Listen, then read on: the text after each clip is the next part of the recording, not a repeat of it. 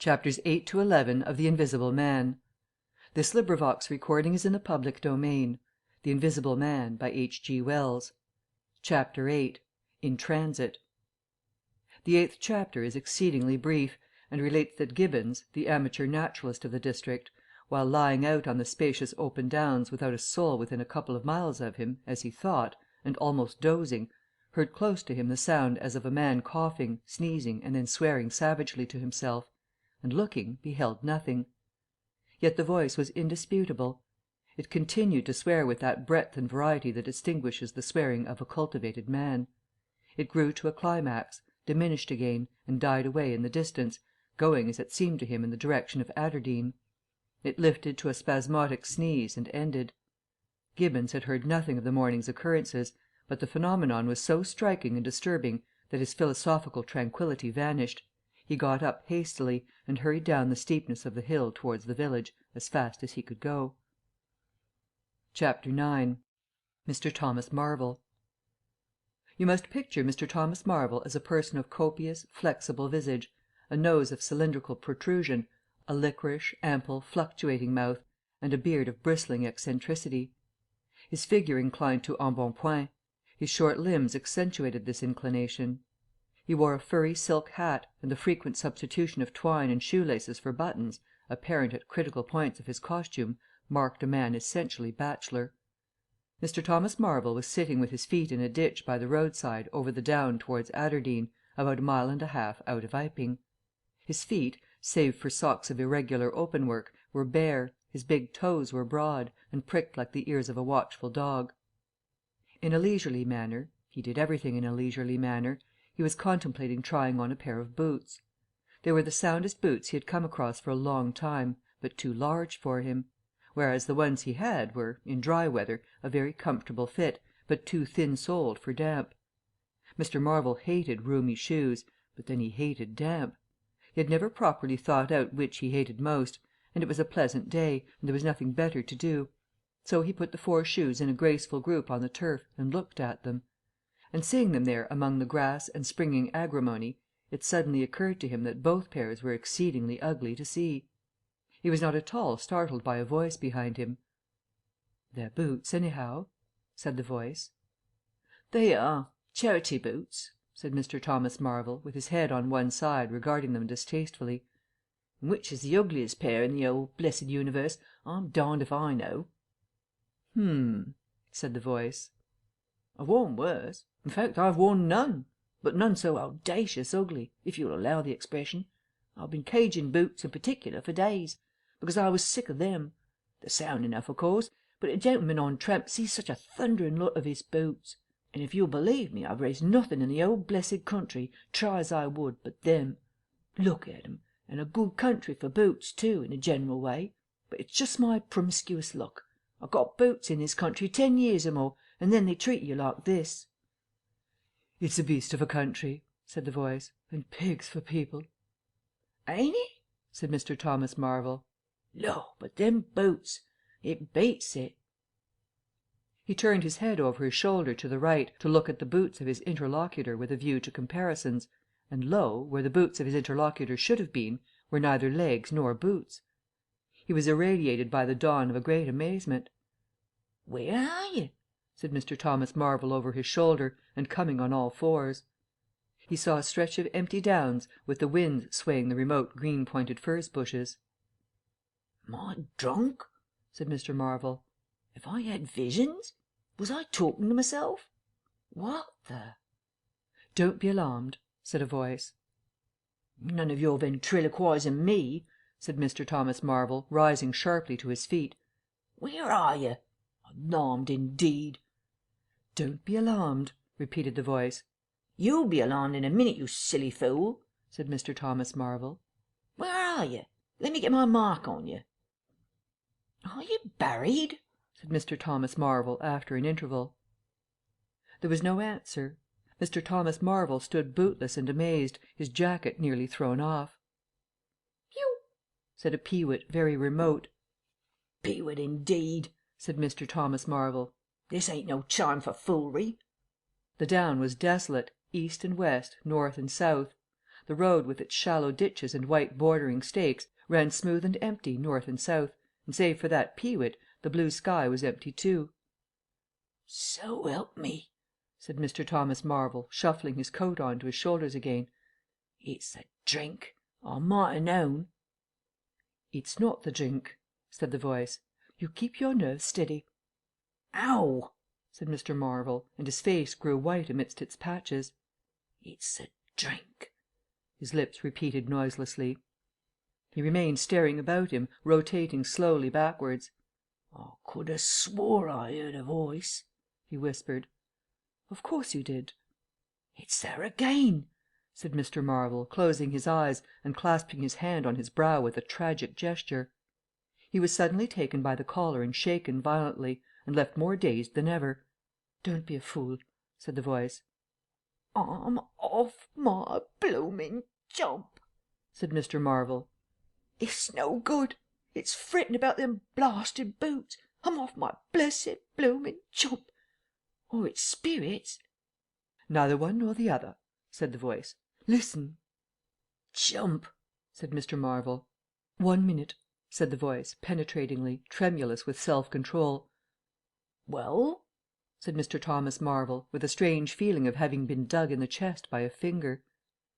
"You think I'm just imagination? Just imagination?" "What else can you be?" said Mr. Thomas Marvel, rubbing the back of his neck. "Very well," said the voice, in a tone of relief. "Then I'm going to throw flints at you till you think differently." "But where are you?" The voice made no answer. Whiz came a flint, apparently out of the air, and missed Mr. Marvel's shoulder by a hair's breadth. Mr. Marvel, turning, saw a flint jerk up into the air, trace a complicated path, hang for a moment, and then fling at his feet with almost invisible rapidity. He was too amazed to dodge. Whiz it came, and ricocheted from a bare toe into the ditch. Mr. Thomas Marvel jumped a foot and howled aloud. Then he started to run, tripped over an unseen obstacle, and came head over heels into a sitting position. "Now," said the voice, as a third stone curved upward and hung in the air above the tramp. "Am I imagination?" Mr. Marvel, by way of reply, struggled to his feet, and was immediately rolled over again. He lay quiet for a moment. "If you struggle any more," said the voice, "I shall throw the flint at your head." "It's a fair do," said Mr. Thomas Marvel, sitting up, taking his wounded toe in hand, and fixing his eye on the third missile. "I don't understand it. Stones flinging themselves. Stones talking. Put yourself down. Right away. I'm done." The third flint fell. "It's very simple," said the voice. "I'm an invisible man." "Tell us something I don't know," said Mr. Marvel, gasping with pain. "Where you vid? How you do it? I don't know. I'm beat." "That's all," said the voice. "I'm invisible. That's what I want you to understand." "Anyone could see that. There's no need for you to be so confounded impatient, mister. Now then, give us a notion. How are you hid?" "I'm invisible. That's the great point. And what I want you to understand is this." "But whereabouts?" interrupted Mr. Marvel. "Here, 6 yards in front of you." "Oh, come, I ain't blind. You'll be telling me next you're just thin air. I'm not one of your ignorant tramps." "Yes, I am. Thin air. You're looking through me." "What? Ain't there any stuff, do you? Vox it what is it? Jabber? Is that it?" I am just a human being, solid, needing food and drink, needing covering too. But I'm invisible. You see? Invisible. Simple idea. Invisible." "What, real like?" "Yes, real." "Let's have a hand of you," said Marvel, "if you are real. You won't be so darn out of the way like, then Law!" he said. "How you made me jump, gripping me like that." He felt the hand that had closed round his wrist with his disengaged fingers, and his fingers went timorously up the arm, patted a muscular chest, and explored a bearded face. Marvel's face was astonishment. "I'm dashed," he said, "if this don't beat cockfighting. Most remarkable. And there I can see a rabbit clean through you, half a mile away. Not a bit of you visible. Except—" He scrutinized the apparently empty space keenly. "You haven't been eating bread and cheese?" he asked, holding the invisible arm. "You're quite right, and it's not quite assimilated into the system." "Ah," said Mr. Marvel. "Sort of ghostly, though." Of course all this isn't half so wonderful as you think. "It's quite wonderful enough for my modest wants," said Mr. Thomas Marvel. "How d'ye manage it? How the deuce is it done?" It's too long a story, and besides "I tell you, the whole business fairly beats me," said Mr. Marvel. What I want to say at present is this. I need help. I have come to that. I came upon you suddenly. I was wandering, mad with rage, naked, impotent. I could have murdered. And I saw you." "Lord!" said Mr. Marvel. I came up behind you, hesitated, went on.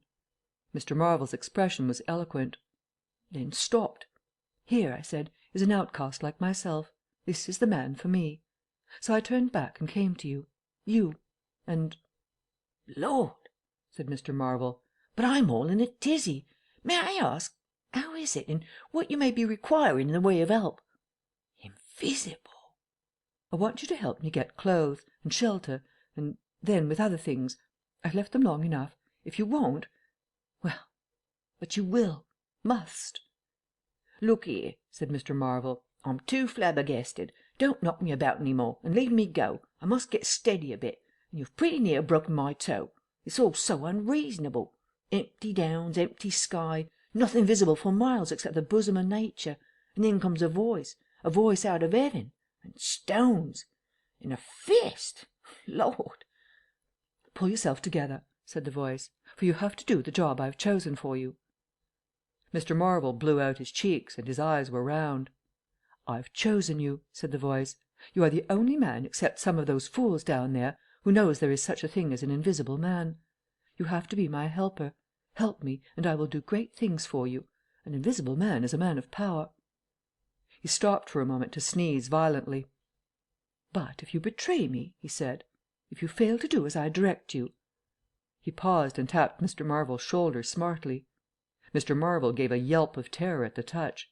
"Well, I don't want to betray you," said Mr. Marvel, edging away from the direction of the fingers. "Don't you go a thinking that, whatever you do. All I want to do is to help you. Just tell me what I gotta do. Lord, whatever you want done, that I'm most willing to do." Chapter 10. Mr. Marvel's Visit to Iping. After the first gusty panic had spent itself, Iping became argumentative. Scepticism suddenly reared its head, rather nervous scepticism, not at all assured of its back, but scepticism nevertheless. It is so much easier not to believe in an invisible man, and those who had actually seen him dissolve into thin air, or felt the strength of his arm, could be counted on the fingers of 2 hands. And of these witnesses Mr. Wadgers was presently missing, having retired impregnably behind the bolts and bars of his own house, and Jaffers was lying stunned in the parlour of the Coach and Horses. Great and strange ideas transcending experience often have less effect upon men and women than smaller, more tangible considerations. Iping was gay with bunting, and everybody was in gala dress. Whit Monday had been looked forward to for a month or more.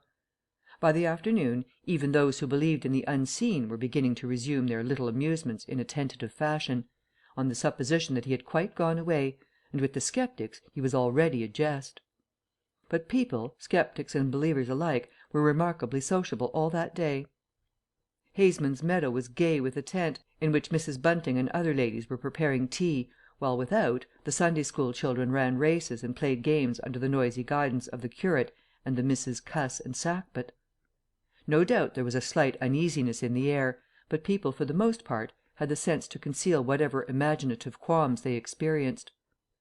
On the village green, an inclined strong rope, down which, clinging the while to a pulley-swung handle, one could be hurled violently against a sack at the other end, came in for considerable favour among the adolescents, as also did the swings and the cocoanut shies. There was also promenading, and the steam organ attached to a small roundabout filled the air with a pungent flavour of oil, and with equally pungent music. Members of the club, who had attended church in the morning, were splendid in badges of pink and green, and some of the gayer-minded had also adorned their bowler hats with brilliant coloured favours of ribbon. Old Fletcher, whose conceptions of holiday-making were severe, was visible through the jasmine about his window, or through the open door, whichever way you chose to look, poised delicately on a plank supported on 2 chairs, and whitewashing the ceiling of his front room.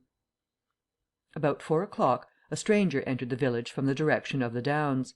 He was a short, stout person in an extraordinarily shabby top hat, and he appeared to be very much out of breath. His cheeks were alternately limp and tightly puffed. His mottled face was apprehensive, and he moved with a sort of reluctant alacrity. He turned the corner of the church, and directed his way to the Coach and Horses. Among others, old Fletcher remembers seeing him, and indeed the old gentleman was so struck by his peculiar agitation that he inadvertently allowed a quantity of whitewash to run down the brush into the sleeve of his coat while regarding him. This stranger, to the perceptions of the proprietor of the cocoanut shy, appeared to be talking to himself, and Mr. Huxter remarked the same thing. He stopped at the foot of the Coach and Horses steps, and, according to Mr. Huxter, appeared to undergo a severe internal struggle before he could induce himself to enter the house. Finally he marched up the steps, and was seen by Mr. Huxter to turn to the left and open the door of the parlour. Mr. Huxter heard voices from within the room and from the bar apprising the man of his error. "That room's private," said Hall, and the stranger shut the door clumsily and went into the bar. In the course of a few minutes he reappeared, wiping his lips with the back of his hand with an air of quiet satisfaction that somehow impressed Mr. Huxter as assumed. He stood looking about him for some moments, and then Mr. Huxter saw him walk in an oddly furtive manner towards the gates of the yard, upon which the parlour window opened. The stranger, after some hesitation, leaned against one of the gate posts, produced a short clay pipe, and prepared to fill it. His fingers trembled while doing so. He lit it clumsily, and folding his arms began to smoke in a languid attitude, an attitude which his occasional glances up the yard altogether belied. All this Mr. Huxter saw over the canisters of the tobacco window, and the singularity of the man's behaviour prompted him to maintain his observation. Presently the stranger stood up abruptly and put his pipe in his pocket. Then he vanished into the yard. Forthwith Mr. Huxter, conceiving he was witness of some petty larceny, leapt round his counter and ran out into the road to intercept the thief. As he did so, Mr. Marvel reappeared, his hat askew, a big bundle in a blue tablecloth in one hand, and 3 books tied together, as it proved afterwards with the vicar's braces, in the other. Directly he saw Huxter he gave a sort of gasp, and turning sharply to the left began to run. "Stop, thief!" cried Huxter, and set off after him. Mr. Huxter's sensations were vivid but brief. He saw the man just before him and spurting briskly for the church corner and the hill road. He saw the village flags and festivities beyond, and a face or so turned towards him. He bawled "Stop!" again. He had hardly gone 10 strides before his shin was caught in some mysterious fashion, and he was no longer running, but flying with inconceivable rapidity through the air. He saw the ground suddenly close to his face. The world seemed to splash into a million whirling specks of light, and subsequent proceedings interested him no more. Chapter 11. In the Coach and Horses. Now, in order clearly to understand what had happened in the inn, it is necessary to go back to the moment when Mr. Marvel first came into view of Mr. Huxter's window. At that precise moment Mr. Cuss and Mr. Bunting were in the parlour. They were seriously investigating the strange occurrences of the morning, and were, with Mr. Hall's permission, making a thorough examination of the Invisible Man's belongings. Jaffers had partially recovered from his fall, and had gone home in the charge of his sympathetic friends. The stranger's scattered garments had been removed by Mrs. Hall, and the room tidied up. And on the table under the window where the stranger had been wont to work, Cuss had hit almost at once on 3 big books in manuscript labelled Diary. "Diary," said Cuss, putting the 3 books on the table. "Now, at any rate, we shall learn something." The vicar stood with his hands on the table. "Diary," repeated Cuss, sitting down, putting 2 volumes to support the 3rd, and opening it. No name on the fly-leaf. Bother. Cipher and figures." The vicar came round to look over his shoulder. Cuss turned the pages over with a face suddenly disappointed. Dear me, it's all cipher, Bunting." "There are no diagrams?" asked Mr. Bunting. "No illustrations throwing light?" "See for yourself," said Mr. Cuss. "Some of it's mathematical, and some of it's Russian, or some such language, to judge by the letters, and some of it's Greek. Now, the Greek I thought you—" "Of course," said Mr. Bunting, taking out and wiping his spectacles, and feeling suddenly very uncomfortable, for he had no Greek left in his mind worth talking about. Yes, the Greek, of course, may furnish a clue. I'll find you a place. I'd rather glance through the volumes first," said Mr. Bunting, still wiping. "A general impression first, Cuss, and then, we can go looking for clues." He coughed, put on his glasses, arranged them fastidiously, coughed again, and wished something would happen to avert the seemingly inevitable exposure. Then he took the volume Cuss handed him in a leisurely manner. And then something did happen. The door opened suddenly. Both gentlemen started violently, looked round, and were relieved to see a sporadically rosy face beneath a furry silk hat. "Tap?" asked the face, and stood staring. "No," said both gentlemen at once. "over the other side, my man," said Mr. Bunting. And "please shut that door," said Mr. Cuss, irritably. "All right," said the intruder, as it seemed in a very low voice curiously different from the huskiness of its first inquiry. "Right you are," said the intruder in the former voice. "Stand clear," And he vanished and closed the door. "A sailor, I should judge," said Mr. Bunting. "Amusing fellows they are. Stand clear, indeed. A nautical term, referring to his getting back out of the room, I suppose." "I dare say so," said Cuss. "My nerves are all loose to day. It quite made me jump, the door opening like that." Mr. Bunting smiled as if he had not jumped. "And now," he said with a sigh, "these books." Some one sniffed as he did so. "One thing is indisputable," said Bunting, drawing up a chair next to that of Cuss. "There certainly have been very strange things happening in Iping during the last few days. Very strange. I cannot, of course, believe in this absurd invisibility story." "It's incredible," said Cuss. "Incredible. But the fact remains that I certainly saw right down his sleeve." "But did you? Are you sure? Suppose a mirror, for instance. Hallucinations are so easily produced.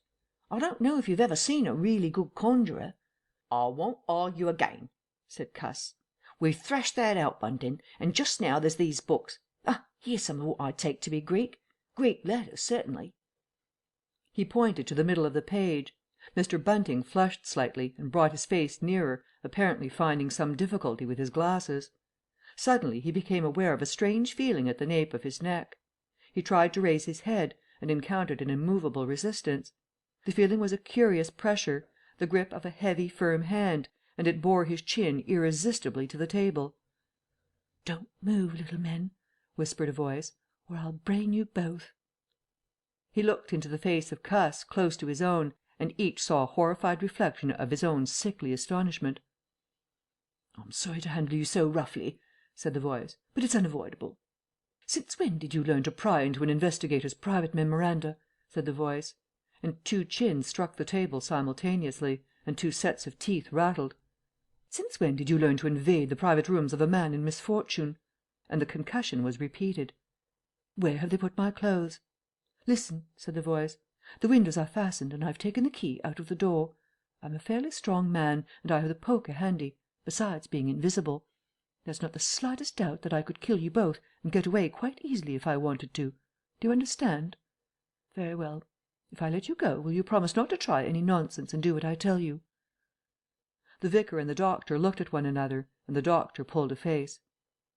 "Yes," said Mr. Bunting, and the doctor repeated it.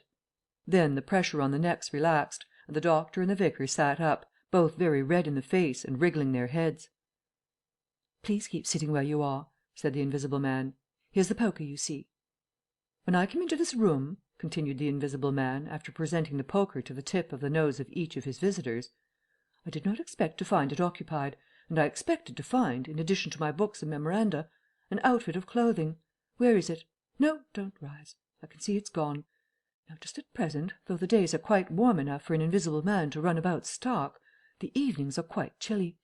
I want clothing and other accommodation, and I must also have those 3 books."